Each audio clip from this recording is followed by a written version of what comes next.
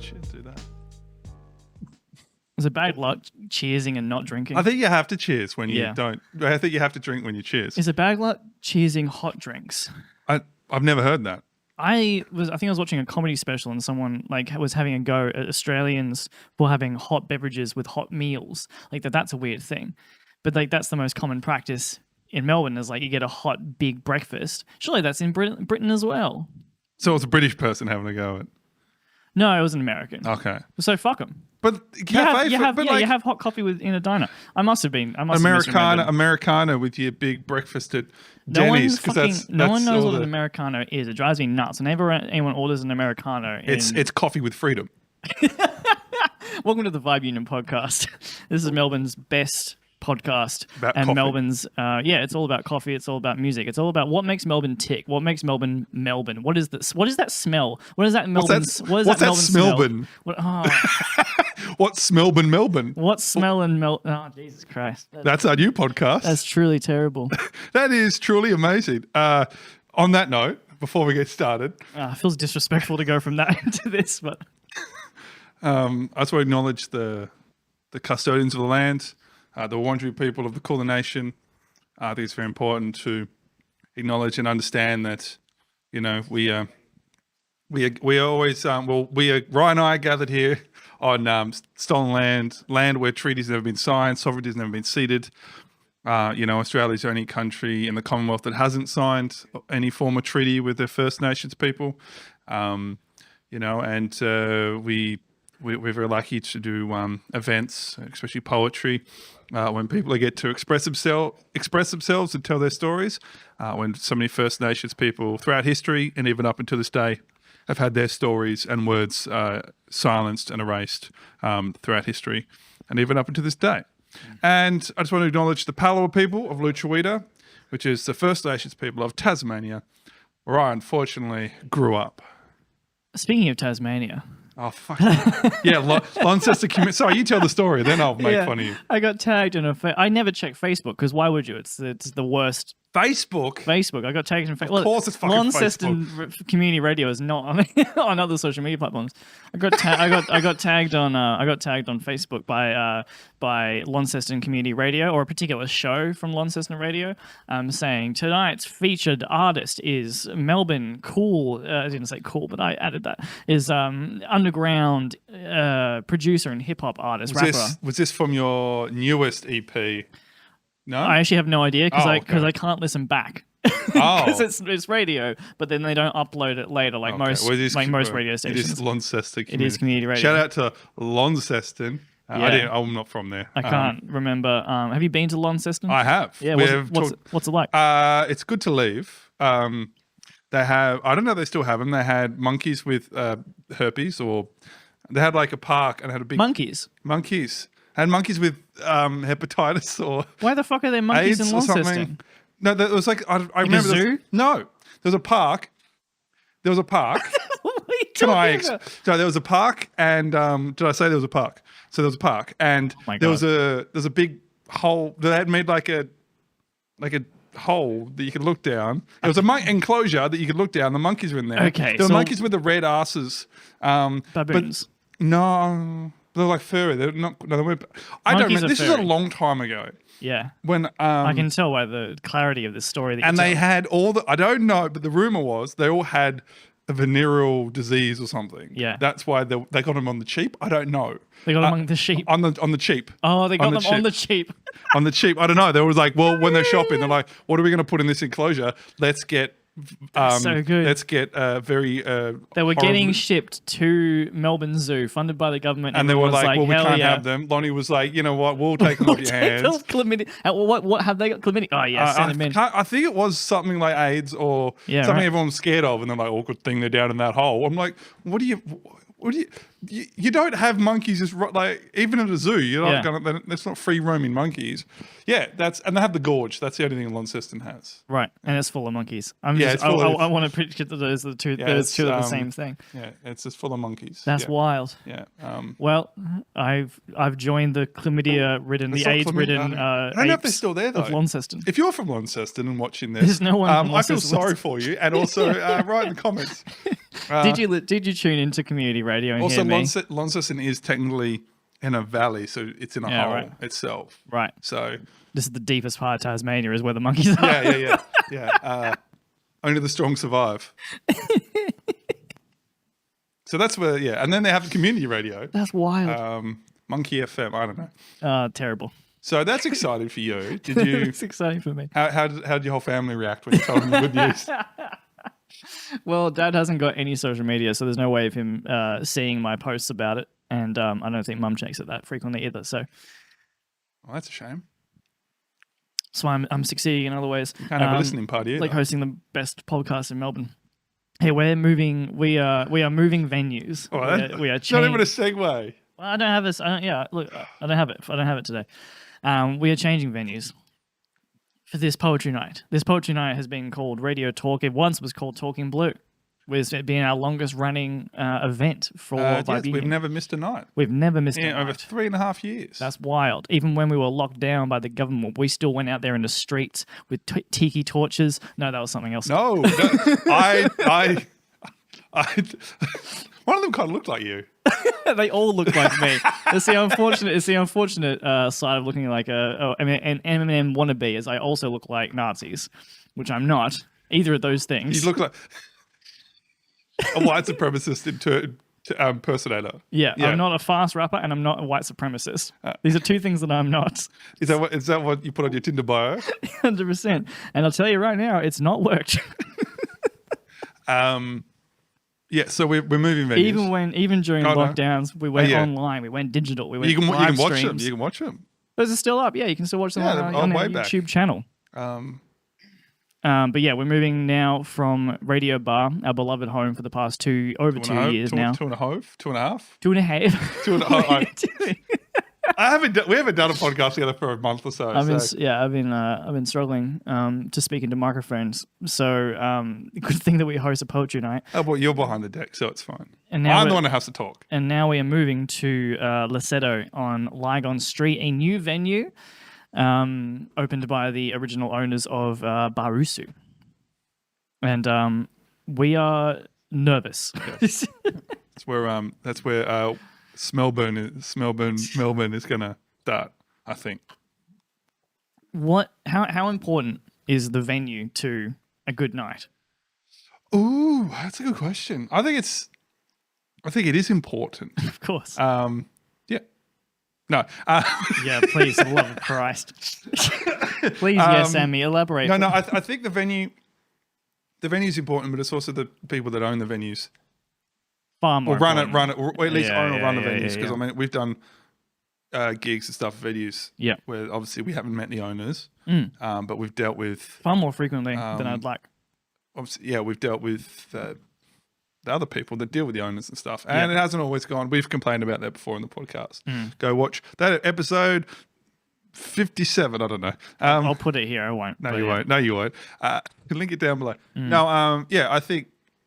No, we've done venues that have been really good. Yeah, of course. But the way it's worked, the mechanics of it all has been really annoying and hasn't suited us. So yeah, I think venue comes as a whole for me. Like we went, with Lesetto, we've talked to the owners and the manager and stuff, and same page and same as Paul and Karen at Radio Bar. Yeah. It's very much a kindred welcoming, kindred spirit in a sense of like what we see for the future of the night. sort of a same page S kind of thing. Where our morality lies, our goals. I've seen like people get very excited to play or to work with bigger venues. Which venues is that fair. have no variety. Totally. Certain venues that like there's certain bigger venues that I would love to be on stage one day for, such as I'm trying to think of one like a Howler. Like a Howler is a great. That's not huge, no huge stage, great room. Yeah, it is actually. Lovely sounding, and then there's plenty of space out. It feels very Melbourne, and it feels very a lot of space in the main section to chill.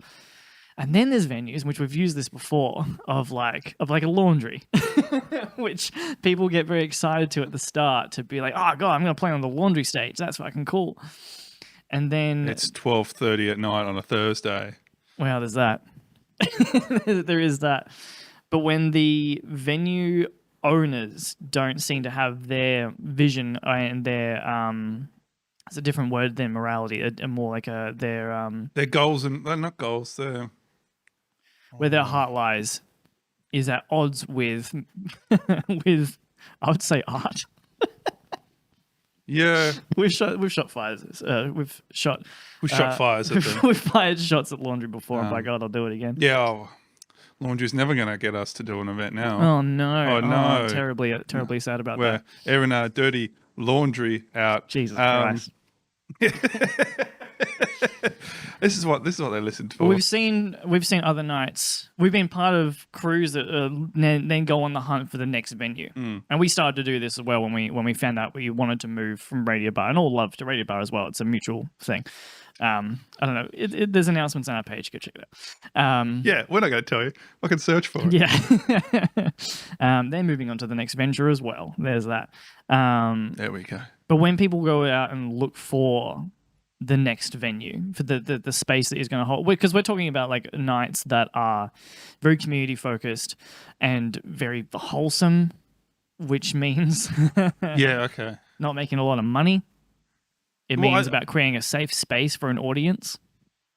Yeah, I think that's not problem, but maybe downfall a little bit is that we want to work with venues and we want to have a space where we go in and we're like, okay, we're eye to eye with the owners. We kind of like, we can go if there's an issue, or we want, how about we do this? We can contact the owner straight away, and so there's not like we're not going to one of the people who work behind the bar. They have to go talk to the manager then has to email the owner. Yeah. And that kind of thing. It's which is obviously the bigger venues, the higher ups are really dealing with it, but it's sort of and then obviously a lot of it now it's more common that bigger venues. I'm not saying every venue, but bigger venues are getting a reputation for not really looking after smaller artists anyway. Yeah. We'll give you a spot for exposure. Yeah. And so, well, which I understand from a business point of view is you make no money. Yeah. Like we bring in 50 to 60 poets every single time. And that is still not enough to actually turn a profit in terms of especially on a Wednesday night, no one's fucking drinking. Some of us are, trying our goddamn darndest to pull the weight, but it doesn't really work when we drink for free. But I've been on the other end. Like when I used to manage bars. This is now 10 years ago. But when I first started, I was 18, 19. I was working in a bar, and I was running gigs then, and I also saw the books and saw people coming through and going, "Holy shit, this is a huge money sink. This is a complete waste of everybody's time." It's not a complete waste of everybody's time culturally, spiritually, to actually do the thing. Yeah. But then I guess that does speak then to it's such a boon to work with smaller venues that can kind of tick along that you can work with rather than because I've seen posts and on was it Melbourne musicians and kind of other people that are artists of shit whatever, and it's like a blackboard at the venue going, looking for wanting to book art. If you're looking for a gig here, contact booking at so and so. Yeah. But then a lot of people know that certain venue was really horrible to work with, and they kind of want they want to it up. If you don't sell enough tickets, you're going to have to owe us X amount of dollars. That one drives me and nuts. that kind of stuff. And it's like, well, hang on. Yeah. Well, how about you change if you're going more art, basically saying, well, come book with us. And clearly that certain venues that I'm thinking of is you could get big names there and fit a decent sized room. Yeah. But you're not really, if you're gonna have that caveat for every small artist, you're only gonna be a venue that caters to big names, because smaller comedians, poets, musicians aren't going to be able to take the hit financially. No, to pack out a room is at this level of the industry. We're talking about Oh yeah, amateurs. We're talking about amateurs, but amateurs make up kind of the bulk of the city's people who actually are going out and gigging quite often. And to pack out a room can be quite difficult. I do, yeah. That when it's to that degree, when it's like you get the space, but then if you don't make us enough money, we're going to charge you for the room. I think go and fuck then it's yourself. even Don't book me again. and even a couple of times where we've gone, well, we don't need to pay a fee because we've got Rye that can do the sound and stuff, Yeah, and yeah, they're like, yeah. oh no, it's the other fee, the other stuff. We have to press it on. We have to press the light, turn the lights on, Yeah, and that's going to cost a couple of $100. I get that. There's certainly like Yeah, there's a fee. especially There's, bigger venues, and if you need 4 or 5 staff on, Yeah. 100% Yeah. or more. but But then it's sometimes- also your job as a venue manager to book artists that you think will do well. Like if somebody rocks up and they bring 10 people to your venue that can have 150, and you're like, what the fuck is this? Then yeah, sure, that's really annoying. Don't book that person again. Yeah. Take them off the list. Yeah, but then have like advertising. Oh, if you want to do a gig here, and then slap a massive financial caveat on it, so you don't miss out at all. Yeah. So don't advertise and just have someone that can find stuff. That's Yeah. because it's just yeah I think it's so like we're all in the shit together. yeah All these amateur artists and the bars, we're all in the shit together, wanting to play, not making any money from doing the thing because what are the two biggest money making schemes in the world is amateur music and hospitality. And so, but to punish the artists for trying to put on gigs, I think is you are getting angry at the wrong bloody people.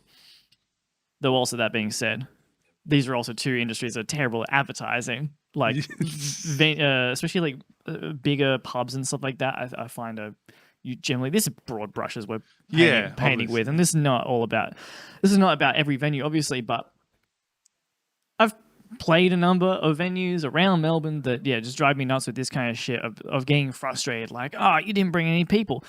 Could you have posted about the gig? Once. Yeah. Well, whereas I think you get it like 2 hours before the gig. Oh, by the way, these Rhath are going to be here with these. Well, who goes? What person goes? Well, some people do, but like what percent? The broader percentage of people aren't going to go. Oh, I'm just going to go to a spontaneous gig right now. Like, whoa, let's search the internet to find something. Yeah. It's sort of a you didn't bring anything. If you make it known that like your venue is there for live music, and I guess if you're more on top of like booking quality artists and promoting the things, maybe people will start to get. I'm too young, but I've heard from people who are much older. We've had chats with a guy that we work with a studio who was hanging out in Melbourne. I would say at this point 30 years ago. And there were venues where you would just go every single night. I feel like an old man complaining about this. I mean, I'm taking an old man's opinion. But you said you're young, so it's I know, but like, I don't want to just be shaking my fist saying, goddamn venues are the fucking problem, which I'm not. No, there's everyone's in the shit together. No, I don't think, I don't think it's the old man shaking fist mentality. It's just a lot of people want to, a lot of small artists want to do bigger venues. Yeah. But there's no way for them to do it. Yeah. And so they're just recycling their, smaller venues, and they're not, and it's a small venue, you're not getting any, and he's like, okay, I'm not getting any more. And then, you're saying that bigger venues won't market anything. Yeah. And then I guess it goes both ways. Like, I don't want the bigger venues to punish the small amateur artists. I also can't stand, this is more on a Facebook thing, which I don't go on very much, as I've pointed out at the start of this, but like... Now you're going to have to check up on your community radio. Yeah. But you see posts on there as well. Like when a thing like that comes up with the blackboard of saying, hey, come play a gig here. Yeah. And then in the comment sections there's going to be a bunch of people saying like, oh, I bet they don't fucking pay their artists. It's like, well... Why? I don't think being angry at the venue for not paying the artists is all. I think that's a bit misguided as well. There's just no money flowing into the venue, then there's no money to flow out of the venue either. Yeah, it's just we're all actually fucked. that's a good point. Yeah, That's a good point. Yeah. Everyone stop fighting with each other and get annoyed at inflation and the government and cost of living. That kind I think of there is a shit. difference between.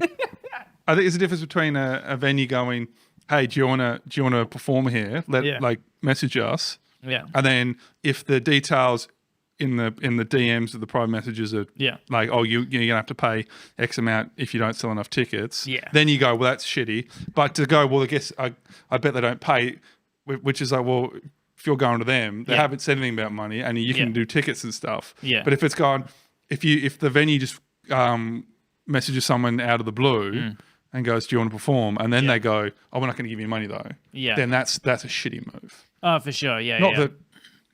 I mean, I've heard the argument before of people being like, "Well, you wouldn't ask a plumber to do a free work." It's like that's a totally. I hate to be like come down musos, but like it's a totally different thing. It's a totally different thing that like it's something that first of all has to happen.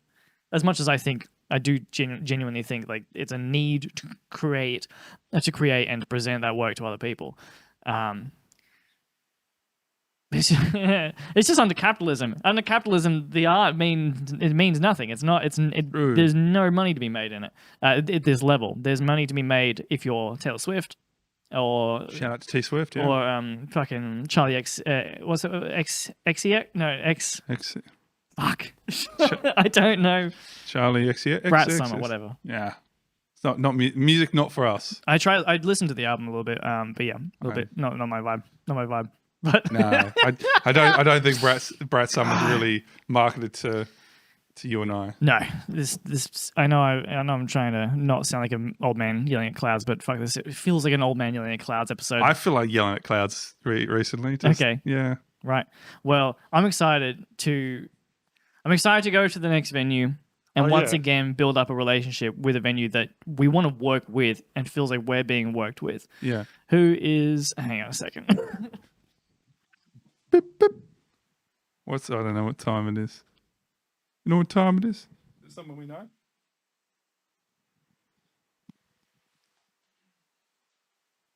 Hang on. To cut around that. What the fuck are we talking about? Yeah, so the aliens were the ones that created the pyramids, and the. Oh, yeah. I don't know. It's the first thing that popped in my head. So we had to have an edit there for a second. Our new night. Yeah, that's right. Yeah, you want to work. We want to work venues that we can work with us. To actually build that relationship is so rewarding to actually feel supported and feel like because it's easy if there's issues, problems, or good things. It's just like you can go straight to the source. Yeah, and be like, can we do this or not? Instead of going, hey manager, can you talk to so and so about this? Can we do this? And then I think we already mentioned that before, but we worked at I don't know, Ferdy Dirk. They bigger venues like that. Yeah, and it was a bit of a mindfuck sometimes. I think about with Ferdy Dirk and same with Radio Bar, which I think Lesetto is going to be interesting as well because every place that we work with has a weird setup, a physically weird space. Yeah, Ferdy Dirk had that little stage area. Yeah, which I think is a very exciting. It's a very daunting thing to go into. Like we've gone to shows, obviously, at other nights, other poetry nights especially, where it's more traditional, just like theater seating. Yeah. And I find that it has a weird... can do two things. For me, it makes it feel much more legit. On the other hand, it can make it feel much more stale. Yeah. Much more gatekeepery, much more classic fuddy-duddy I'm noticing kind of now, though, that the the 2 or 3 most popular nights. I haven't been to Radio Laria. I've been told it's quite Radio Laria. Never heard of it. It's on every 2 months, I think now. I haven't. I think it's on a Wednesday though, so it's been. Yeah. It's kind of hard to get to. We're doing our poetry night, and then Bausu as well. Yeah. Barus is another one where But where the stage is weird. the Like, stage is weird, and it's a lot of setup. people sitting on the ground, Yeah. and people just sort of scattered around everywhere, and that's probably another popular night, and it is a different type of stage to audience thing. Same as kind of. Yeah, ours is kind of. I think it's a mix of it because we've got all the chairs lined up with the kegs and the stools. But but the radio bar, self-described, is a dive bar. Yeah, and I think that gives it this. I mean, yeah, you can fucking see if you're watching on YouTube. Then does give it this. I can't think of another way to say it besides like a punk rock kind of feel, which I think for gives its own aesthetic. Yeah, for an open mic poetry night, I think is really powerful in relaxing the poets because it feels like this more organic, tangible kind of thing rather than poetry is a weird one where it's like where it feels like it can go two ways. It can be kind of like street poetry, like like our mates Jaden and the DeGraves crew go for that more again punky kind of street aesthetic, and then you can go the other way, which I think is actually what most people think of when they think of poetry. Yes. People who don't do poetry. Yeah, it's when you say, "Do you want to come to a poetry night?" They go, "Fuck that! What, we're gonna sit in a fucking library and listen to classical music or some shit." Old school like Robert Frost. Are you gonna be wearing fucking berets and clicking and shit? Like we're gonna do one of those things. Who's the other one? I don't know. The only other poet back in the day, Robert Frost and can't remember. I don't know, Jack Kerouac. Oh, Jack Kerouac. Kerouac? I was only talking about him the other. They're like, what about Jack Kerouac? Who the fuck is that? Jack Kerouac sounds like a nursery rhyme character. Doesn't sound like a real person. Apparently he's a poet or something. But I think that's what people picture. They picture theatre style seating. They picture people doing a nice applause at the end. And go, that was. And then, my god! Or wow. the and they picture government funding. Or the seed from 21 Jump Street. Yeah, sure. Or that the beatnik, the beatniks with the bong. That's the other one because that's a more often or not. Yeah, I think that's the two. And then you're like, no, come here, and it's just not. Funnily enough, that one's probably closer to the truth. Yeah, but like not quite yet. There's plenty of that. There's plenty of that. But I think definitely. But I think the venue pretentiousness. The venue also brings in other patrons, and then that makes that night because we got a handful of people now that just come now and just be like, oh, we're here for the poetry and nothing else. They don't want to perform, just want to vibe, and they stay like all night. Yeah, like, even till we went till 10 to 11 on our book launch. Yeah, longest night ever. People got here at 7. Yeah, and they stayed the whole time. Yeah, I'm like, don't you have don't you have things to do? They're like, no, it's fine. I'm like, I want to go home an hour ago. I'm tired. No, I didn't. I was sorry. I just got things going on. Anyway. Well, I think no, that's fair. Anyway, but yeah, I think so. Like same as Bausu. Yeah, we have a few people that come to Bausu but then I go there and it's the same ish kind of vibe that we have here. But then you go to other nights. I haven't been to other nights for a while. Yeah, but it's definitely a different demographic, different environment, and that sort of brings the. And then, but then, because if you don't feel as comfortable doing certain, I know me, I wouldn't I'd still do it because I don't give a fuck. Yeah. But some people, because I'm such a rebel in the poetry scene. Sure. The watch out, people! Here comes the white man. Yeah. He's gonna really shake things up. Beast of creativity you are. The colonizer of consonants. I don't know what my point is. No, but I think, and then other nights. You, the listener. Yeah, you. But other nights, if it's a bit more traditional or whatever, you attract those poets. Yeah. And then it perpetuates from there. Almost the academic crowd, you know what I mean? The slightly older crowd as well. That's true. But then we hate the older people. I must admit, most of the older people that come here seem to really, they go, oh, I'm not used to a poetry night like this. And then be like, not in a bad way. Yeah. We had, I can't remember his name, but he runs a poetry night down in Mornington. Yeah. And he was just like, oh, they stayed.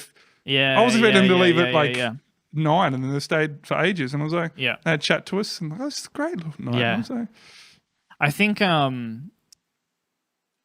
this goes not just for poetry, but for every kind of creative practice that I'm interested in, I really hate if it's sealed off away.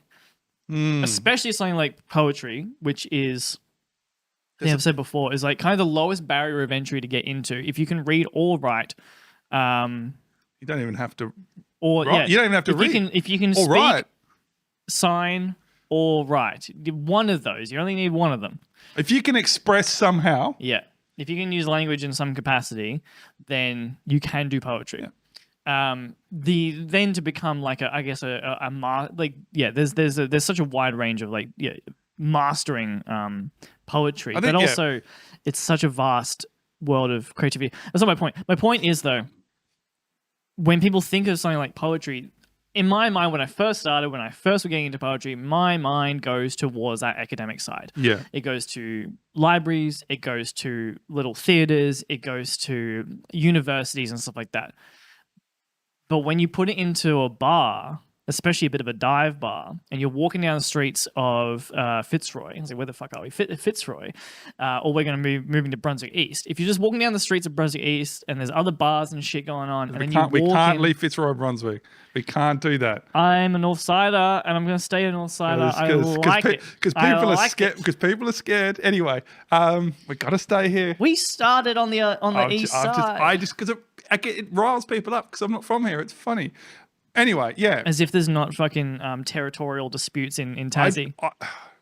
Yeah, because it's different there. Oh, it's different there. Yeah, because Launceston fucking sucks. Okay. Well, so There's you nowhere. got nothing else going on, so you're fucking starting. But also, pointless there's not a feuds. creative side. You don't go. Let's go. I can't even say places because you don't fucking know where they are. There's only one poetry night. Yeah. In whatever. So There's like 10 people living that's in what all I'm of saying. Tasmania. It's a different thing because everyone's, well, you can't do poetry over the east side because no one will go. It's a different whole mindset down.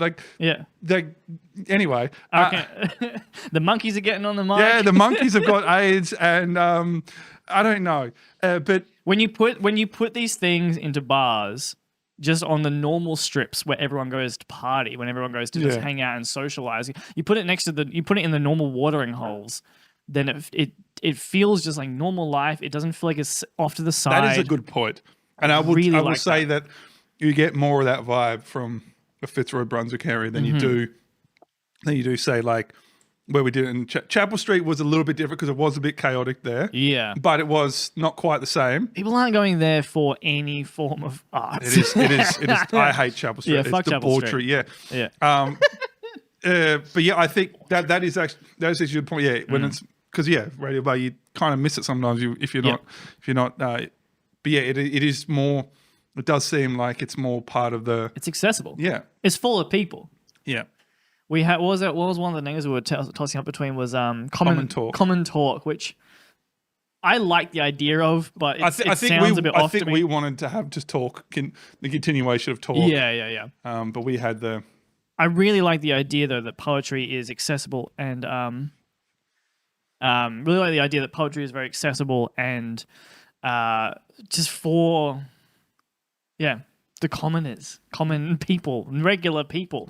The common people sounds like I'm a fucking I've got a monocle and a top hat or some shit, and I'm coming down from the manor. But but I think also the regular people. I think going back to like it's a venue as well. And also, it depends on who is running the events and how it's sort of stuff. Like people feel more comfortable depending on who's. Like I know with the APS. The Australian Poetry Slam. Yeah, it's not. I've done it before. I've done the heats, and it's just run by older people that have been doing poetry for a long time, but not knowing that poetry has really changed. Like it's just sort of. I mean, it runs fine. People, it's successful because if you win, you get to a final. You get to a heat in the state final, and then you can get a chance to go to the Opera House. Like that's why people want to do it. It's not because they like how APS run things. It's just. That's the you win stuff, and then you get to a chance to go to a final. Which is whatever. They want to do that. It's very validating. It's very 100%. To get that. When I got into the state final, it was great. Yeah. But now it's just like me personally, not a huge fan. I don't really want to do it anymore. It's a bit boring the way it's sort of done. I don't know. Just me. I do enjoy going to the competitions because the you do get You get wrapped up in it. You get wrapped up in Yeah. it, and the quality of the work is usually very high. Usually. Yeah. Sometimes. Yeah. But then here, that's also maybe just a part of how many parts there are and the chaos of it, because we do get such fucking high quality, and then we do get kind of people who are just starting out Raw. who are very raw, which is not necessarily. But then we get, sometimes we get someone's like, mixed bag. I've never done poetry before ever in my life, and they fucking kill it like they've been doing poetry. I'm like, how the fuck is this happening? Yeah. It's unfair. But I find these two this melting pot of different styles, different vibes, different technical qualities is very palate cleansing throughout the night. yes, that's So true. you get that. So again, being in a bar feels to me like I can relax. That's also I just love being in bars, but like you can chill the fuck out. It feels less daunting. It feels less intimidating. Yeah, that's true. Then you still get this high quality, hard hitting shit, and then you can get Some funny. Tej is a good example of someone who Tej is a fantastic writer, but he also puts so much humor into his stuff. So when he comes on after a hard hitting, like traumatic poem, And it's not. It seems to just work out that way. It's not. Yeah. Like, 'cause, I don't know. We don't know all the poets that come all the time. So Yeah. I'll put someone on, then I'll go, okay, well, put the line up, the sheet together, and then Tej just seems to come on at the nearly the right time all the time. he's a comedian. He knows how to read the room. And then he backs what he says, which is because we've had people trying to do funny poems before. In a way, There's some very funny poems, and it we have works, had some misses. yeah, very much so. But That diss poem about Jason was pretty. That didn't quite hit. no, it didn't. But yeah, so go check out some local poetry nights and come It's literally the best.